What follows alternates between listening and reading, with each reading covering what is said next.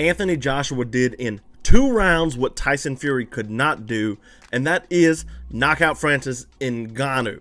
Now, this term gets thrown around way too much because, I don't know, fans like to make fun of people for some reason, but Francis Ngannou was fraud checked. That was a textbook fraud check through and through. People thought Francis Ngannou was somebody he's not, and Anthony Joshua reminded him, hey, this is a completely different sport from MMA.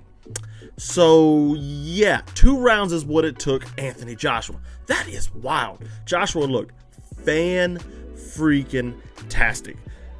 We knew Francis Ngannou, well, I say we knew, a lot of people who are not mentally gone knew that Francis Ngannou wasn't a great boxer.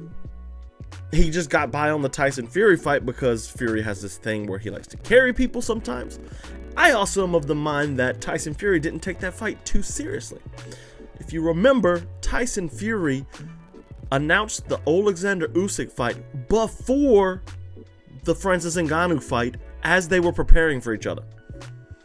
I think Tyson Fury pulled back on his training camp versus Francis Ngannou because, oh, he's an MMA guy, I got this. And he got humbled a little bit. This is what a boxer looks like on a full training camp. This was a fraud check. Francis Ngannou is not the boxer everyone thought he was. Sucks to suck.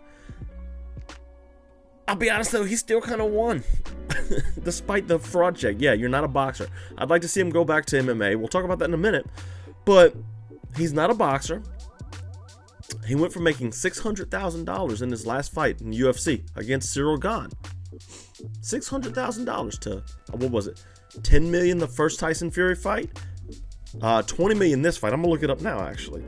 Ngannou Fury purse. Because he made $6 to $7 million. Wait, no. Oh yeah, he made $26 million in 2 fights.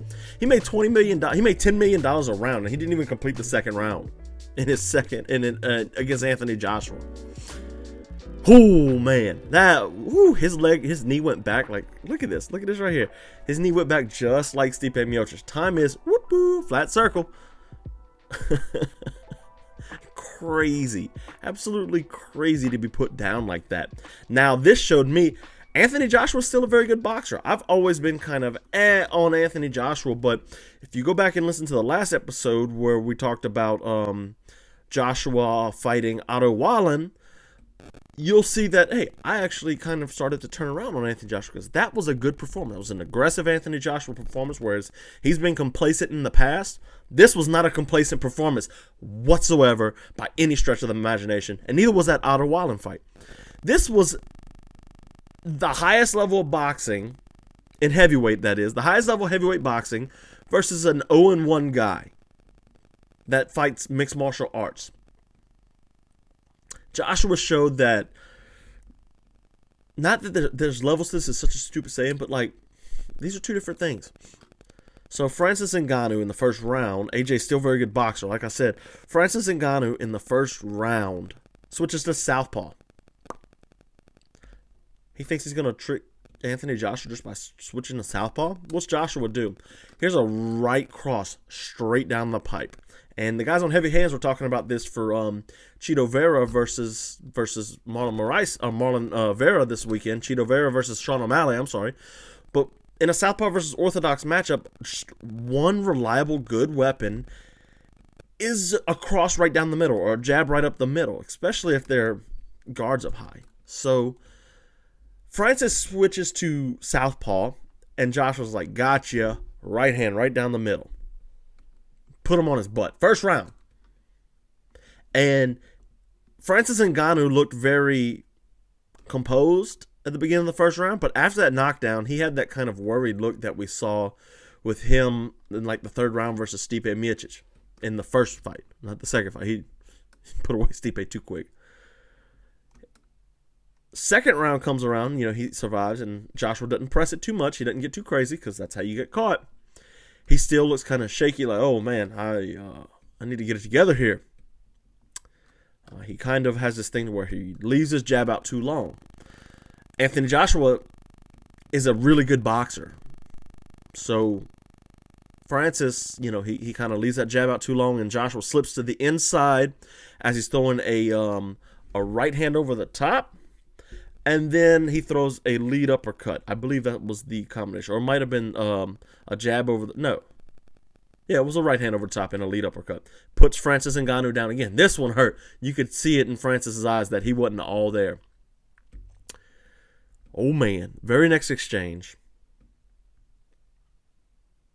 Overhand right, puts Francis out. Cold. I mean, dead on the mat or the canvas for a couple minutes. He had to have oxygen.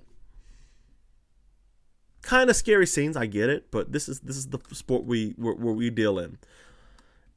I'm not going to get into the safety of it because they're fist fighting. And they have the rules in place. They have the oxygen inside, so, Francis seemed like he was okay. Francis Ngannou did seem like he was okay.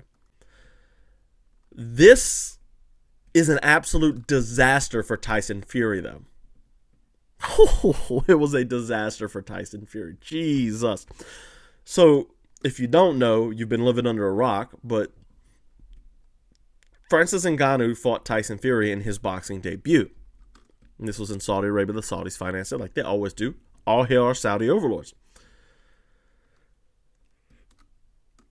Tyson won the fight, but Francis Ngannou won the story. That was kind of what we said after that fight. He knocked down Tyson Fury, the lineal heavyweight champion, and couldn't really get as much offense going himself.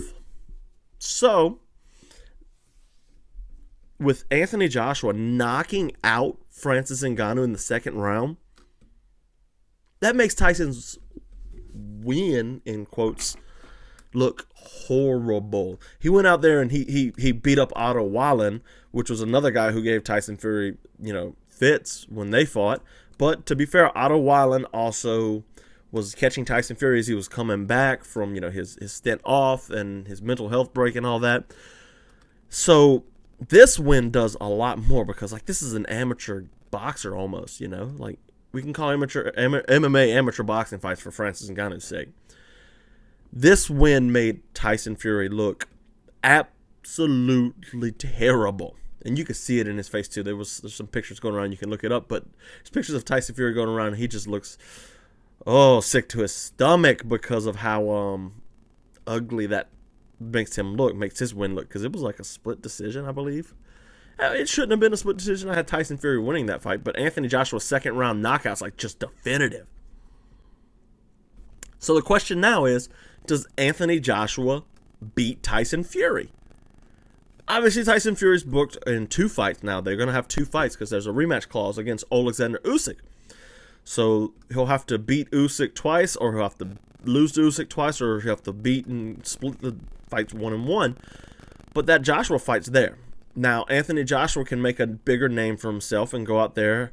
So if I pull up, you had Joseph Parker, which I was going to talk about, but that fight was kind of boring. But, Joseph Parker is an interim champ, and there's Filip Hrgovic out there. There's a couple fighters out there that Anthony Joshua can go fight and build his resume case for a Tyson Fury fight after the fact. There's Deontay Wilder if he really wants to go out and, get the bag again. Because that's still a bag fight. That's still, that's still a decent fight, but I'm pulling up the heavyweight rankings in the world now. Joshua's number 2. You got Usyk number 1, so there's Joseph Parker. That's his box rank, by the way. I don't know if he fought Dubois. He can always fight Joe Joyce. There's Zhang Jie Li, which is they have a rematch clause with Joseph Parker if they decide to take it. Jared Anderson, I don't know if he's in trouble or not. Filip Hrgovic, Deontay Wilder's there. So there's fights that Anthony Joshua can do while Usyk and Fury duke it out. So they're supposed to fight in May. So does Joshua beat Tyson Fury? That's the fight everybody's been wanting for a long time. Joshua and Fury both beat Klitschko. They're the only 2 to beat Vladimir Klitschko. I think they are. They were the 2 that took the belts from him. And it's these 2 need to fight because, Tyson Fury was out. Klitschko was the belt holder again. Joshua's a good boxer. He's clever. Tyson Fury doesn't have massive knockout power. He might be able to beat Tyson Fury. Oh, that's wild. Because I've never thought that in a million years. To be honest with you, I've been a huge Anthony Joshua critic. I've been very critical of Anthony Joshua because, after the Ruiz fight, he started to get complacent. I said in the Povetkin fight, like, he got knocked down in that, and I'm like, this dude can get knocked down. He kind of leaves himself open sometimes. But, like, these last two fights, Anthony Joshua's looked great, and Tyson Fury hasn't. Like, who's Tyson Fury fought in his last two? Francis, obviously. Francis Ngannou. Oh, and Derek Chisora, which was a 10th round TKO. Dillian White. He's not really beat anybody but Deontay Wilder and Wladimir Klitschko. I mean, that's about the same resume that Joshua has. Except Joshua has a win over Andy Ruiz, too, who took the belts from him, but he has a win over him. He lost to, Usyk twice, but he beat, like, Povetkin. He's got Parker, which that win has aged fantastically, with Parker having beat Zhilei Zhang and Deontay Wilder now. I have to say that Joshua might beat Tyson Fury. Tyson Fury might be the third best heavyweight in the world. He has to get past Usyk, though. We might still see the Fury and Joshua fight if Usyk beats him twice. Or Fury might retire. But I think, at this point in time, I think Anthony Joshua could beat Tyson Fury. Now, where does Francis go from here? Let's stop boxing, dude. He's 37 years old. Let's go back to MMA. He's going to have to fight in PFL. That's the promotion he's signed to. He's got a fight actually kind of lined up already with Renan Ferreira, who just beat Ryan Bader in 21 seconds on knockout. And Renan Ferreira is kind of a cool fighter because he's huge. He's massive like Francis Ngannou is. Let's see, what's his height? He's 34, so he's much younger. 263. He's 6'8" with an 85-inch reach. And he's got some hands. So, yeah, I think MMA is the move for Tyson. I mean, for Francis Ngannou. As for Anthony Joshua, I just I think he's the second best heavyweight in the world right now. I've got to admit it. Like, he's beat Parker, who's probably the fourth best heavyweight. Like, Tyson Fury is probably the third. So you got Usyk at the top. I'm just looking at the BoxRec rankings. They got Parker 3 and Fury 4. I don't buy that. Yeah, Joshua's the second best in the world right now. That's crazy. That is absolutely wild. I love it, though. I love it. He's kind of these knockouts he produced in these last two have looked really good. Yeah, so happy there. At the end of the day, though, there's nothing quite like a knockout. And if you want to watch some technical work on a knockout, go watch my video that I have right here, Gervonta Davis and the Systematic Breakdown of Ryan Garcia. It's a good film study, and you want to check that out. All right, guys, follow me on socials. Later.